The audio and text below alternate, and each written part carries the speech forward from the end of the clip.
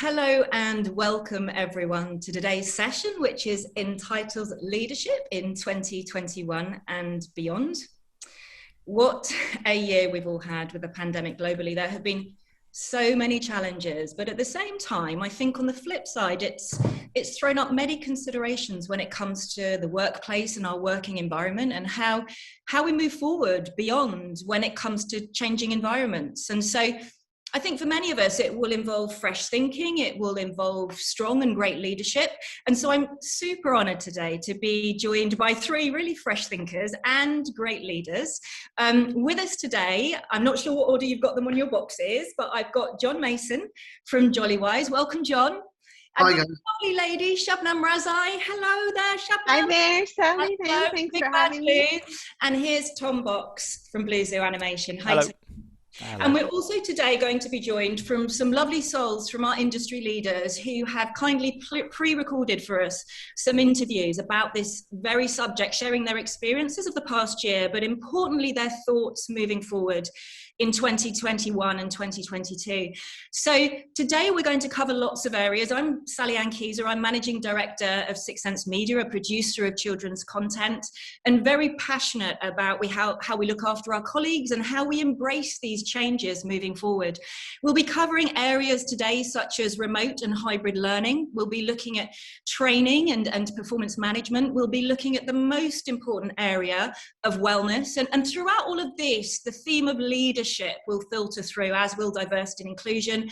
And at the end, we'll take a deep dive into leadership itself and question how we all manage that moving forward.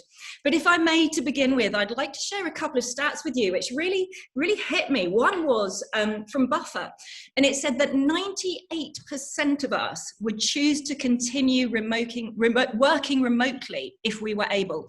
Perhaps part-time, but nearly all of us want to continue in some shape or form working remotely. And the other statistic that really interested me was that apparently 57% of us think that we are actually working more productively in the remote environment. So that did interest me because as a manager and leader, it's thrown up lots of pros and cons for me. But for now, before we kick off with our wonderful panelists here today, I'm going to hand over to our pre-recorded interviews and just hear from our leaders about some of the challenges they've had over the past year. So I think the most challenging thing in a leadership role has been there's been no frame of reference for the pandemic. So it's not like you can look at a book or you can search on Google how other people have dealt with this type of crisis. That said, we've all been in it together, and as time has gone on, we've learned a lot more about how we can deal with things. And I certainly feel that as far as crisis goes, it stood us in good stead for anything else that comes our way. So I think one of the biggest challenges was that everyone reacted differently. So we really needed to be flexible and think outside the box. In terms of leadership, I suppose it's always a challenge. Production is always a challenge. So it was just being able to switch everything to remote working so quickly and make sure we didn't kind of miss a step, because our deadlines didn't stop. Our deadlines didn't move. Our deadlines weren't moved down. So we kept working to our production schedules and nothing slipped. And I'm proud of that. I'm proud of the way the team reacted to that. I suppose in terms of the remote working aspect, everyone being scattered across the world is always a challenge, because I think it's important to be present. And especially in a creative environment like a studio, there are ways that we can communicate, and we've had to change the ways we communicate in order to kind of remain tangible for everyone that's on the team at all different levels. But there really isn't anything better than being able to huddle around a computer screen, especially when it comes to animation, and for those mids and seniors to be able to share their learnings with the juniors and for them to be taking that forward into their work. So I think it has been challenging for a leadership point of view in terms of maintaining motivation, making people feel very much inclusive, but we've adopted some approaches which have helped for us to retain a feeling of unity, even though we've all been spread in every part of the world. Staying connected with them, keeping connected with each other continues to be the most important priority of these times. Let's face it, nothing compares with the celebrations for a birthday on the floor or the rap when you end the show and everyone kind of has that huge cheer that, you know, shakes the window panes. How do you create this vibe, this feeling virtually? Thank you to everyone, and particularly to lovely Biren. How do we create that remotely and virtually? I am a fan of a birthday party and a Christmas celebration and a wrap party. How do we do it remotely? Shabnam, I know you're the other side of the pond from us, so welcome again. What do we do to keep our staff motivated, to keep everyone creative? How do you manage it? Yeah, for us, it's been a challenge like everyone else. My company is called Big Bad Boo Studios. We're based in New York and Vancouver. We also have staff in Toronto and LA.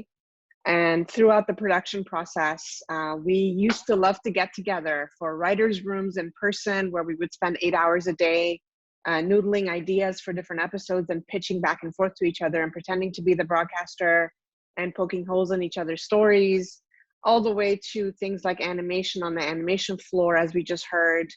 So all of those elements are really challenging to do over Zoom. We've managed. Everyone is working from home. Some of our team members in Vancouver are coming into the studio because they've said they prefer it, and they've kept all the safety measures in place. But as far as those moments and celebrations, certainly we've shifted in how we meet, the number of times that we meet and the duration of the meeting. So as an example, where I would have a writer's summit that would be 8 hours a day in a room, and we would bring in breakfast, lunch, and dinner, and then go out after and hang out. Now I would only do a writer's summit for about 4 hours at most on Zoom. We take breaks much more frequently. And we also allow for people to just do audio if they prefer, if it's a conversation happening.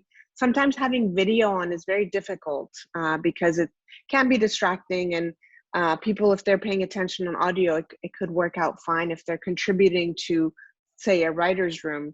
And, you know, our meeting structures have changed. So we've, first of all, flattened the organization in terms of reporting, so that we have less people reporting to one manager, and then encourage those managers to meet with their reports almost on a daily basis, just quick check-ins.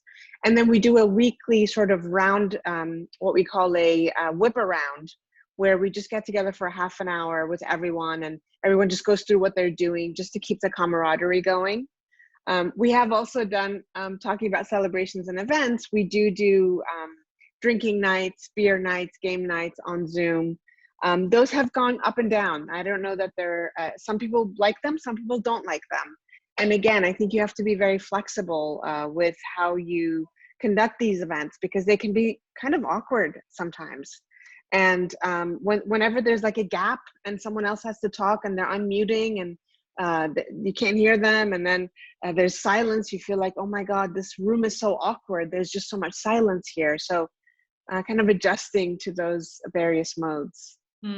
Thank you, Shabnam. And moving forward, Tom, are there any positives that you've been able to embrace? Because we've been hearing about a lot of the challenges, which we're aware of, that we've all had to work around. And I think certainly myself and all my wonderful colleagues in Children's have done that brilliantly. But are there any things that you're actually looking at going, this is great, I can't wait to introduce this into the new way of working?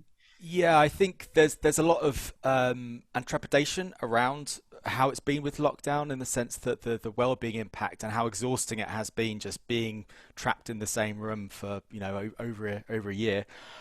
So I think it's important to make the distinction between working in lockdown in a pandemic and hybrid working when you're free to go and socialize normally.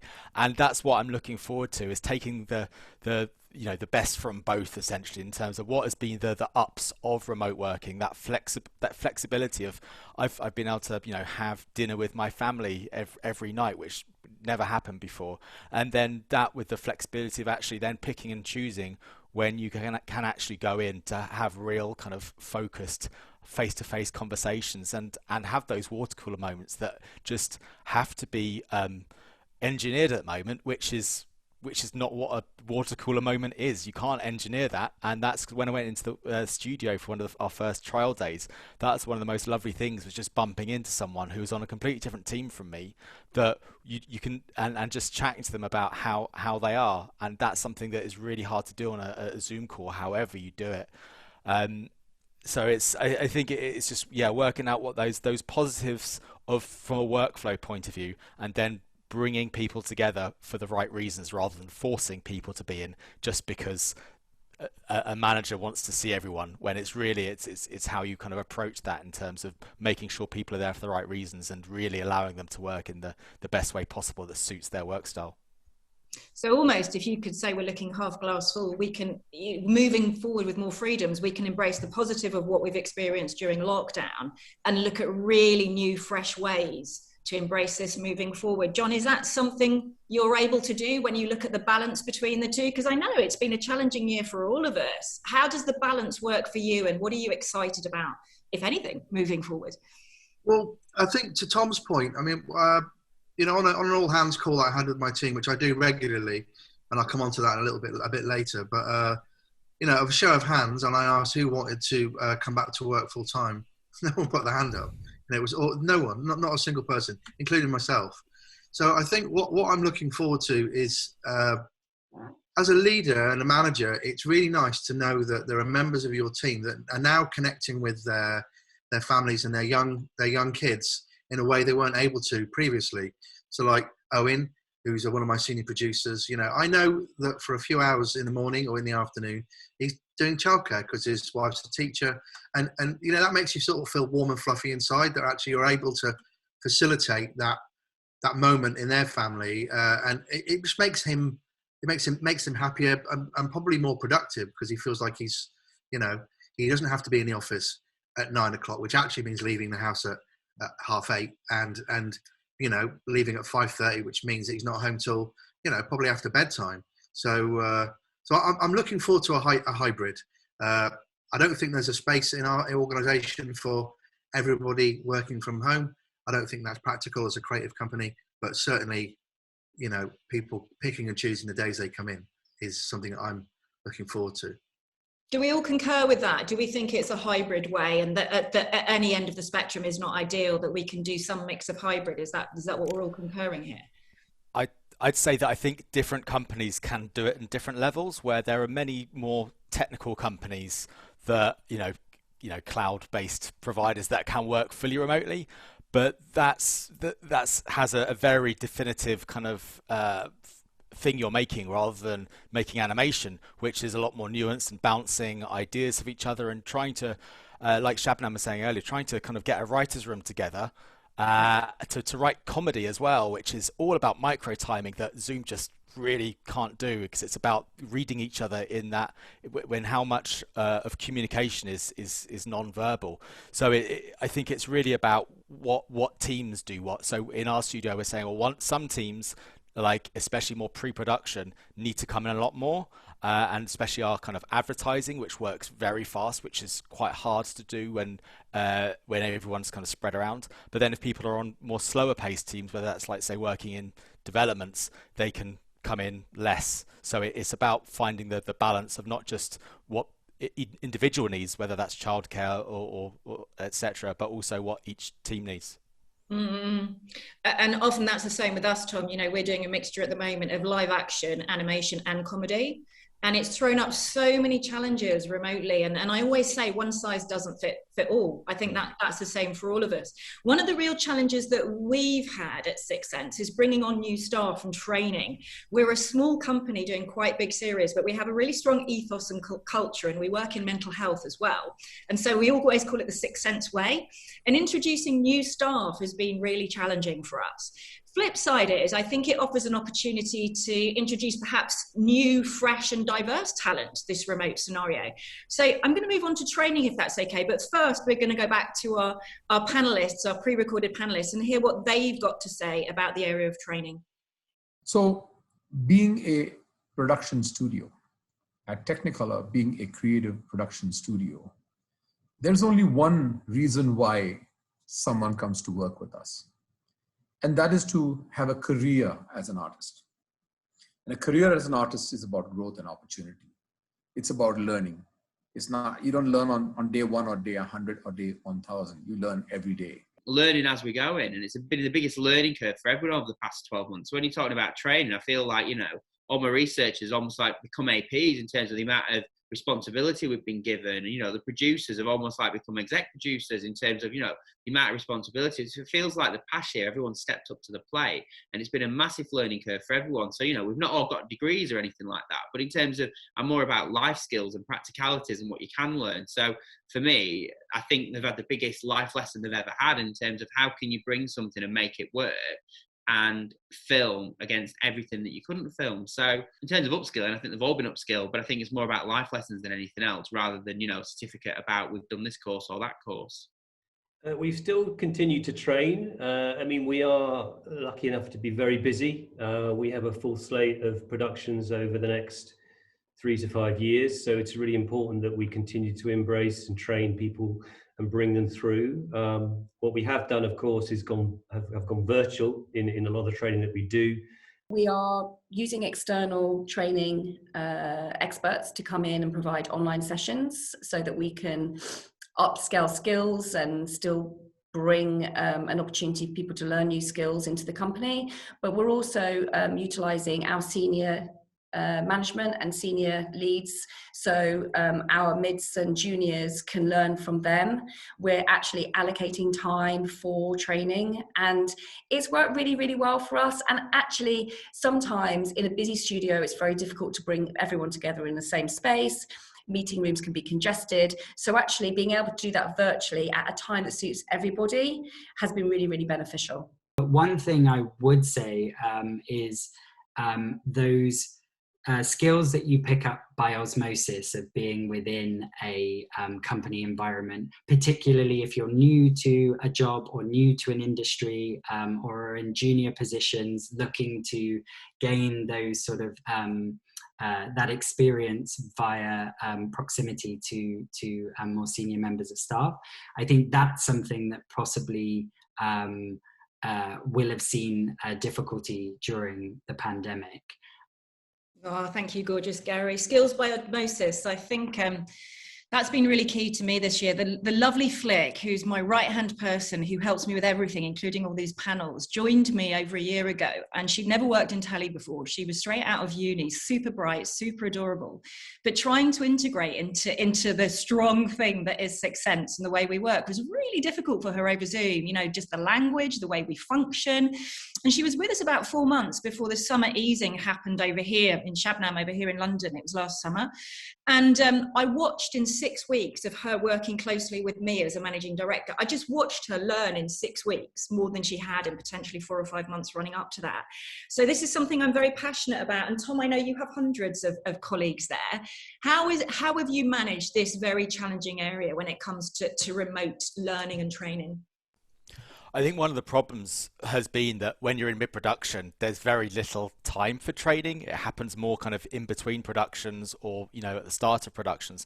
So that the fact that we've fortunately been so busy has been a big problem, because all of that training when you're in the middle of a project would usually happen, like the video says, like in osmosis, where you're just more learning in more of a kind of an apprentice way, where you're sat next to someone who you can observe and shadow and see. And I think that's for us, that's been the hardest thing, because you can't document every single thing you need to know, and if you did, you'd be like literally giving someone the size of a book the size of a Bible to read on their first day, which obviously wouldn't go in.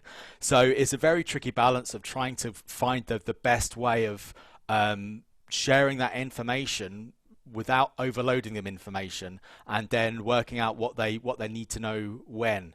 As we've had some say animators who weren't aware of some tools because they might have been shown, but if there was just so much information, they missed that bit. And traditionally, they see their colleagues using that, and so they'd then be able to kind of like use that. So it is a tricky balance, and we've seen that learning can take, like you were saying, can take about 4 or 5 times as long when you're working virtually. So I think it's about working out how to communicate in what ways, and always kind of evaluating how you're doing, because we are still changing and working in different ways. So what worked one day might not necessarily work the next day.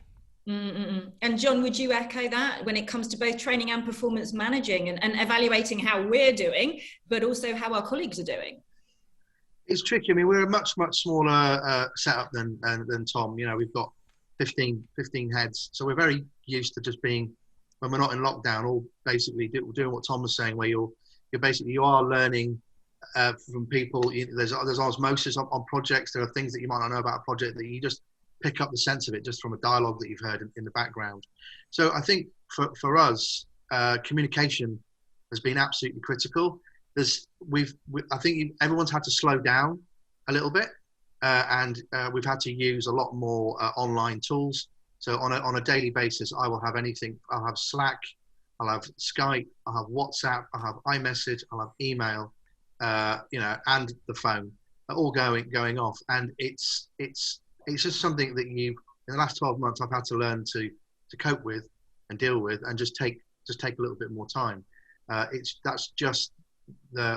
can't think of a less practical solution to the way we communicate than the online tools that we've got to use. There's just a function of lockdown. But yeah, comms and keeping everybody in the loop, even if you're not on a project. We have these all hands meetings at 11 o'clock every Wednesday where everybody shares what's going on for them, both personally and professionally, and people pick up what's going on, because we're all in our own little bubbles. So sometimes you don't pick up on, and they're really valuable because sort of insights come out of those calls where people didn't realize that such and such was working on something, and then they can get on a call afterwards offline and just share and move things forward. And I think that's when it comes back to our dialogue before about hybrid. Hopefully, as things open up, we can embrace the best of what that new technology and current technology offers us, but also have our actual meetings when we know it helps us more. And Shabnam, I know actually there's a positive that's come out for you. Will you share with us a bit about your writing workshop initiative? Because that sort of seems like a real positive that's come out of this scenario for us. Yeah, of course. I'd be happy to. For us, we usually train, our production staff coming in. We do a lot of internships with high school students as well as college students and graduates, and kind of take them up through production. For our writing teams, over the last few years, we would usually reserve one spot for someone who's training to be a writer, and we call them observers.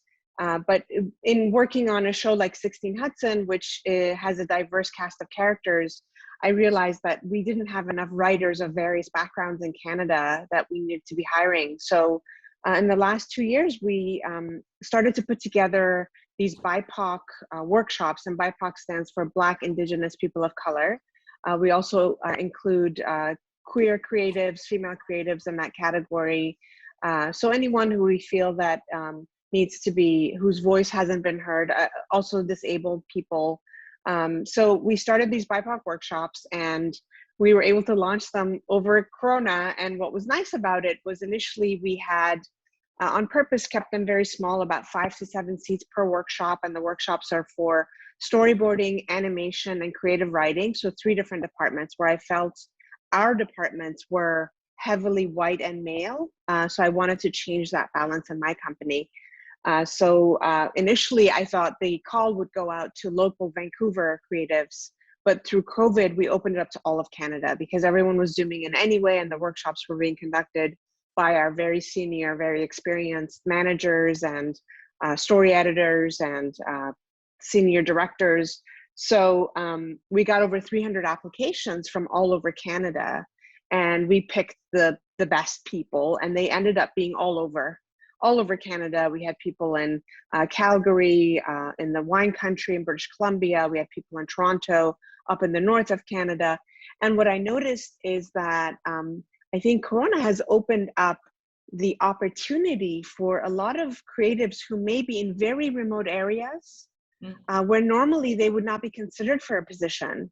And now they're able to partake in training, in sessions, internships, exchanges that happen, producer exchanges. So that's really lovely that it has kind of equalized the playing field in a way for those that are looking to get in, for those that are even at the pitch level, at the meeting level. When we get in touch with broadcasters normally to pitch, we would normally fly into the city where they are, set up a physical meeting. I'll use CBC Kids as an example. In Toronto, I would fly to Toronto and meet up with them and get an appointment. Now you just send an email and they're ready to meet with you on Zoom. And they're also ready to meet junior creatives who may never have pitched before. So that experience of pitching, albeit I think it's better in person, no doubt. But in a way, I feel like that's a positive. So one of the wonderful positives that I've definitely had is meeting so many more people, because I've had my back-to-back Zooms and I've saved a 3-hour commute. And I have to say, I have loved, sorry, British Transport, not taking public transport for the past year. But I think one of the real things that comes out what you shared, Shabnam, is that to all of us, we are our teams. We are literally, what we do is because of our amazing, strong, brilliant teams. And I know for all of us, and particularly for me with the work that I do with mental health, the wellness, both physical and mental, of our colleagues has been key over the past year, has been at the forefront of all of our minds, at the forefront globally. And so it's something I'd really like to take a dive into now. But first, again, we're going to hear from our recorded panelists to see what they've got to say about their experiences when it comes to wellness over the past sort of 15 months. We had to kind of open up our way of thinking in terms of how we dealt with our staff. Our HR department never became as important as it has been over this last year. You know, Hannah, who's kind of our head of HR, she's been worked off her feet really in terms of making sure we had an open door to everybody, you know, going around checking in on everyone on a regular basis, making sure everyone was fine, making sure they were happy in what we were doing, making sure the communication was good. It's a big subject and it's been amplified clearly by the pandemic. We actually have a whole host of things we look at. We do an annual survey for all our employees, and we do a pulse survey every 6 months just to check in on how people are feeling, and it's anonymous, so they can tell us warts and all what they feel about stresses and strains of work. Yeah, so we have mental health champions within Jellyfish that aren't part of the leadership team. So they can provide a safe place for people to chat through any issues or problems they might be facing. So we do a coffee and chat online quite regularly that's run by those wellness champions. And we also have a quarterly live mental health and wellness chat with a question and answer with an accredited counsellor and mental health charity advisor. So that allows people to ask questions anonymously if they want to, and it just provides a very safe place for people to talk about anything that they might otherwise not feel that they can do in a physical environment. One of the key elements for me is on a more human level, you know, and a social level. I've worked with my colleagues, a lot of them for almost over a decade, but it's still really important to pick up the phone or jump on Zoom and just ask how people are, and divorce that from a specific project or a piece of work. I think, you know, we forget how much that social interaction and, you know, just those moments, those lunches, those walks out of the office together, you know, that really help people, particularly with mental health and isolation. I'm nodding as someone that lives on their own, with my 42-kilo black Labrador, Archie Archibald, who's my soulmate and saviour. It's been a very isolating year, actually, because I've been shielding as well. And say my own physical and mental well-being, as well as my colleagues, have been so at the forefront of everything that we've done for 15 months. John, with your 15 heads that you mentioned earlier, how have you found it? That's, one might say, social isolation, or it could be the distraction. You know, many of my colleagues are young parents, and there's been multiple jugglings and challenges over the past 15 months. When it comes to wellness, how have you lot found it? Because we're a digital company, we're quite used to working, we have been quite used to working remotely anyway. People do, you know, people are spend a lot of time in front of their computers. But I think, I mean, for me personally, for the same as you, Sally, I've been shielding since March the 13th last year. I had a kidney transplant 7 years ago. And, you know, the last thing I thought when I had my transplant was that actually it would kind of, it would restrict me in any way. The whole operation was designed to actually open my life back up. and actually now I've been sitting here since March. So I haven't seen any of my staff physically at all. I've hired people and I've not met them. It's kind of bonkers. And we're only a very, very small team. But I think the one thing, well, there's two things really. Is one is random acts of kindness, which I do quite regularly. So I will just go on Amazon and I'll buy a handful of bottles of wine, and I'll send them to people, or bottles of gin, or we'll do a quiz night, or I'll just ring up. I'll just go down my Skype list and see who haven't I spoken to today, and I'll just ring them up and I'll just have a chat and just ask them how they are, what's going on. Not really about work, just, what's going on. I might have seen something they posted on Instagram, we'll have a chat about that, just to make sure that, because I always had an open door policy at work, and I guess I was considered, as a leader, you have to be, you have to be Frankie Funtime as well. You have to kind of bring that, you own the culture as a leader. And if you're not really, if you're not exuding that culture, even though you're sitting in here and every nerve and fiber of you screaming, I'd just like to see some people, you have to kind of, put that to one side and just be there for the people that, who do the fantastic work for you. I love the random acts of kindness, John. I have 2 nonprofits and both of them centre around random acts of kindness, compassion and love. So big supporter of you there. Shabnam, what about you? Because you have multiple locations and offices and studios, don't you? So how is it from your perspective? We're talking here from Britain, but how is it from your perspective? Yeah, no, I was listening to everyone speak. I wish we had more formalized wellness approach to surveying and keeping in touch with our staff.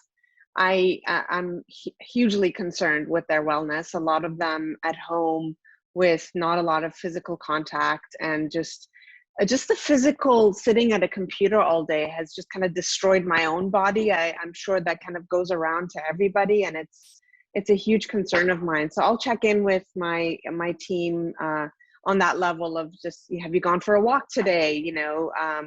Just to get them moving a little bit. I think we forget to move when we're sitting in front of the screen all day long, and that's a huge problem. Obviously, the mental side of it, mental wellness and mental health is a huge concern.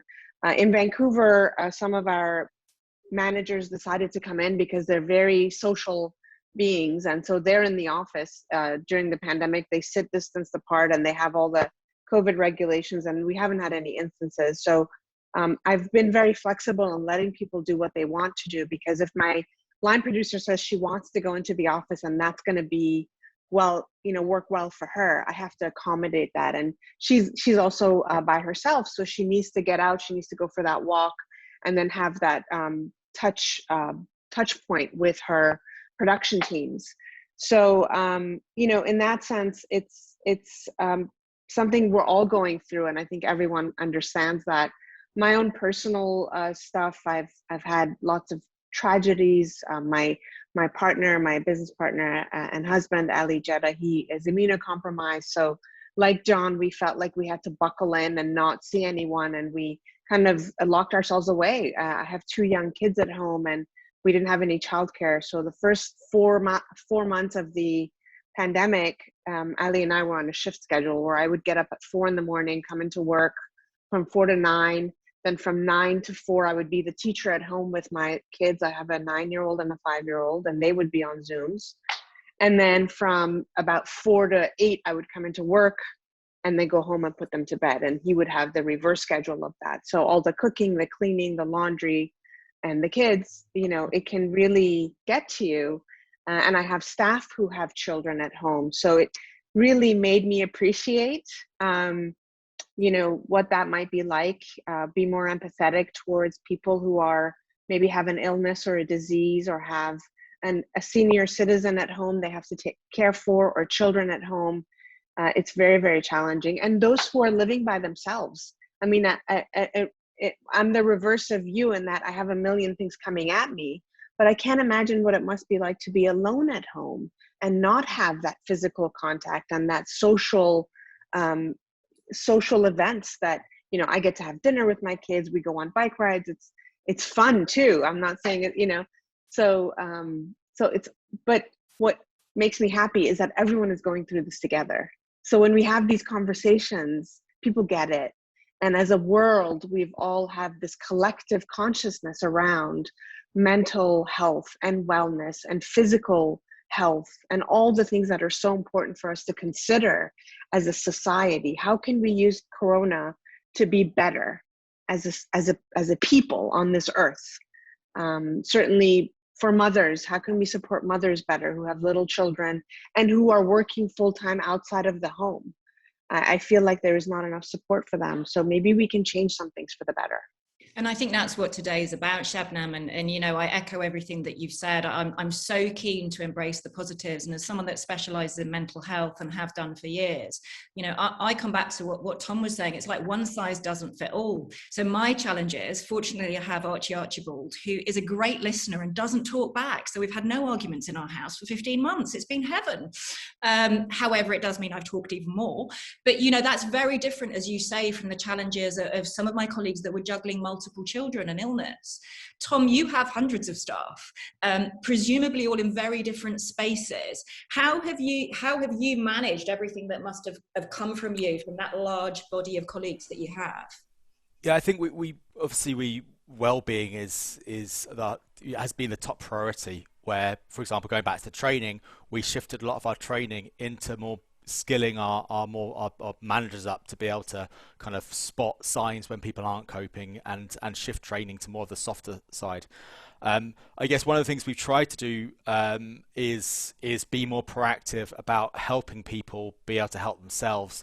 And from a leadership point of view, that's been things like we've had a running club where we've encouraged everyone to kind of like post what they've been doing, whether it's running 1 kilometer or 10, and then as part of that, the leadership team have been posting kind of photos of them running any time of the day, so people aren't worried about if they can't go for a running morning, go for a run mid-afternoon. If you're getting your work done, and everything's going okay, no one's going to be mad at you for going out to the park in the middle of the afternoon, which pre-pandemic I think most people would feel a bit anxious about doing that. So we really tried to lead by example of saying the most important thing is your health, so just get out whenever you can, and the rest of it we'll deal with. So it's really just trying to instill that approach that go out, get fresh air, get away from your screens, because that's what you need to do. I've certainly observed, as someone that's sort of lived in this world for over a decade now and run my company in a hybrid way anyway, so it wasn't such a big deal for me when the pandemic hit, either personally or company-wise. But for me, I've definitely felt a rising in empathy societally, and that there is a great, I no longer apologize because I'm at hospital or because I'm poorly. I laugh if somebody brings their baby on Zoom. And we even had a meeting with the BBC and Ruth brought in lovely Will Wyatt, and she had to. Will was ill that day. There was nothing she could do, and the BBC ran with it. Now, 2 years ago, would I have felt a little bit awkward and sort of felt that I had to profusely apologise? I think I would. So for me, who sort of operates from a great level of empathy anyway, I feel that I've observed around me an increase in that. And for me, there's an excitement personally that we should embrace that moving forward, because our well-being for all of us and our colleagues is so paramount to our existence. But this isn't about me. I'm going to hand over now to the final section, which is actually taking a dive into leadership per se. And before I come to you special people, let's finally, for the last time, hand over to our pre-recorded interviews to see how our leaders have found it navigating the past year. How have I navigated the changes? That's a good question. Do I have an answer for that? So certainly in terms of navigating the sort of constant stream of changes that has come our way. So in terms of leadership, I think it's almost coming to terms with it. So first of all, it sort of starts with you, and not to speak for every leader out there, but I know for myself, even in the early times of the pandemic and the measures that came into place, there was a sense of, okay, this is for a period of time, and then we're going to get back to normal. I think that lasted for a while, but where it started for me is to accept that now things have changed and you need to be comfortable with them changing already and potentially changing again. So I think staying calm is so important. There's been so much chaos and confusion with COVID, so that's really important, staying calm and trying to be that calm person. Looking for the positives is so important too. I mean, we're really lucky, we're about to go into production, so we've had this like light at the end of the tunnel, which has really kept my team positive and focused. But I've seen a huge amount of growth in them as individuals as well. You know, and I'm so proud of them, just how they've navigated and got new confidence and new skill sets. It's been really challenging for everyone, of course, and it was unexpected, and we've had to flex and be agile, I suppose, in the face of those challenges. So I think staying positive is extremely important. Having constant communication is a must. I was thinking about this really, and I see my job as one of really trying to create a culture at the studio that allows creativity to thrive. So even through the pandemic, I've tried to keep calm. I've tried to, you know, alongside the board, who have been fantastic, is we've really looked to clearly communicate. Communication is always key, and we work in communications, don't we, John? For you, as we move forward, 2021 and beyond, the title of the panel, how's your leadership changed in any ways? Are there any positives and learnings that you can embrace moving forward when it comes to leadership? Yeah, I mean, I don't want to sound like I'm like, you know, like the super boss, but I've always, I think I've always embraced the idea of autonomy and trust. And obviously you need to, I think what the pandemic has done is actually allowed that kind of ethos to just proliferate through the rest of my organization, because it's had to, because, you know, I don't really mind if people get up at 7 a.m.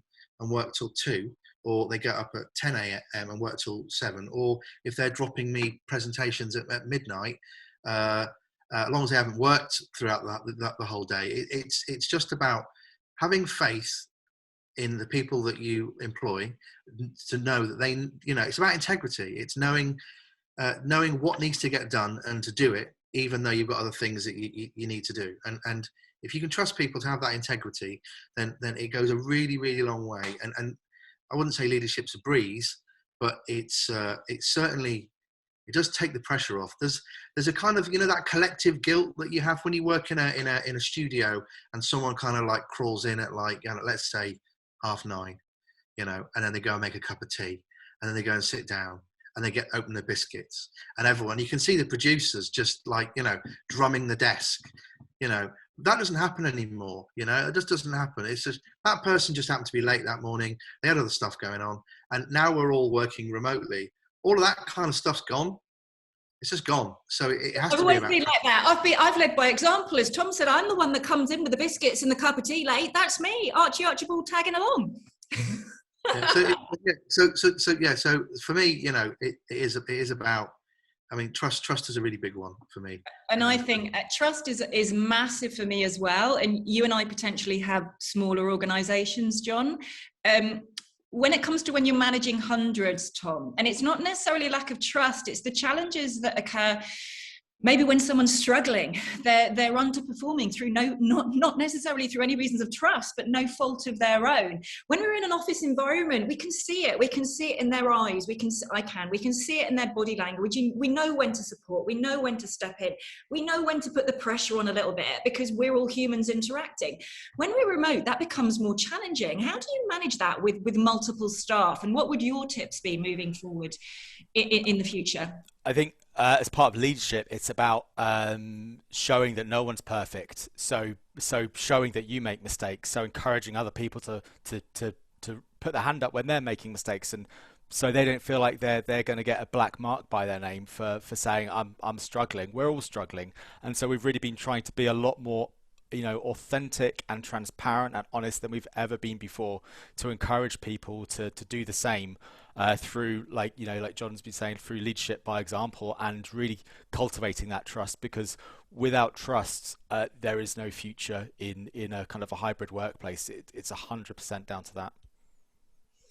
And what would you say, moving into our final minutes of the session? I'll ask you all, but Shabnam, what would your final tip be? I know you're a brilliant leader. We've known each other a while, but what would your tip be? And what would you wholeheartedly want to embrace, or what have you learned moving forward that you'd like to share with people that are watching and listening today?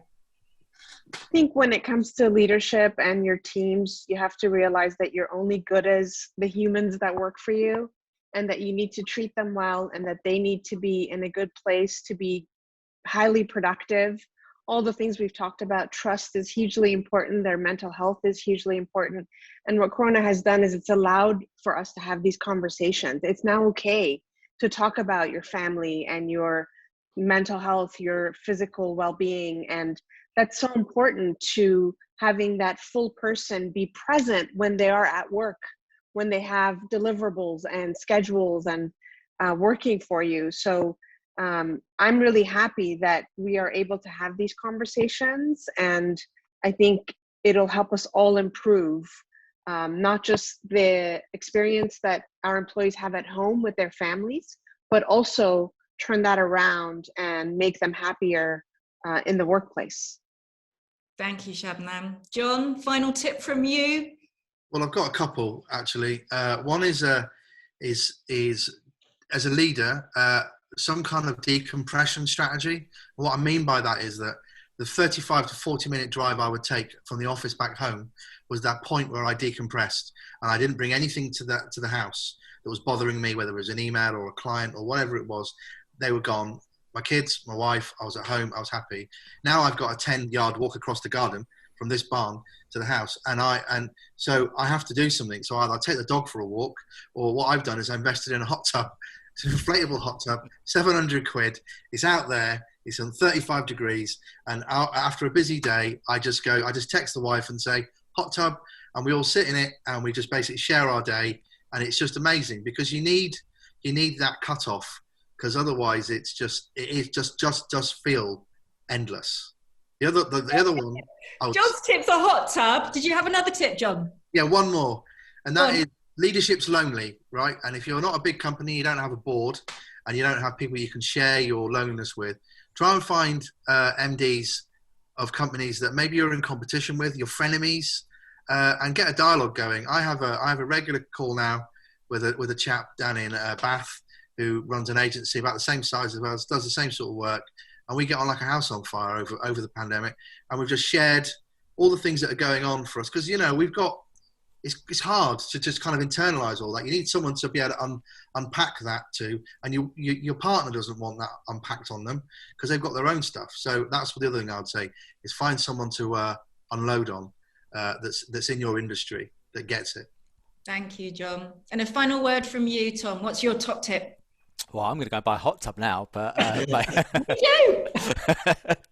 I think it's all about focusing on that trust and focusing on outcomes. So you're not micromanaging people or worrying about what they're up to. It's really managing in a much more progressive way rather than the legacy kind of presenteeism.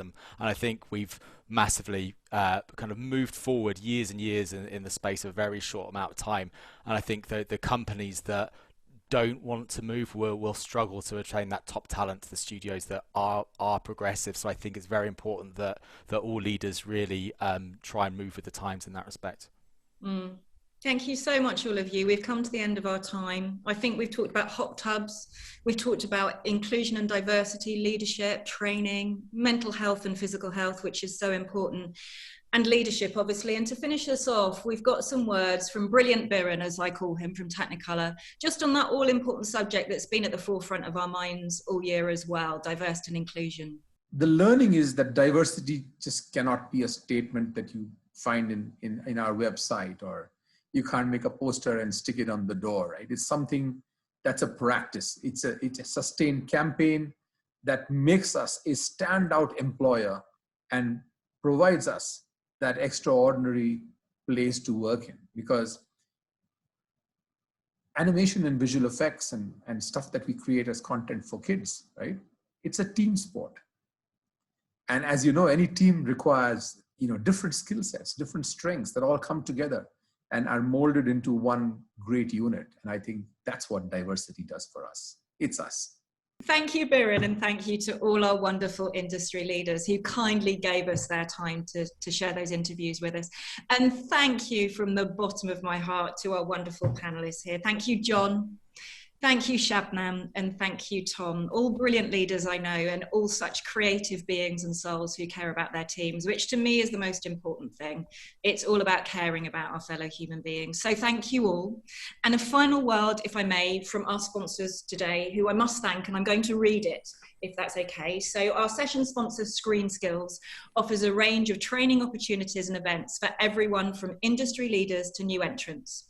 Linked to this session, they are offering free leadership and management training, as well as mental health awareness sessions. That's it. Thank you, everyone, and goodbye. Bye.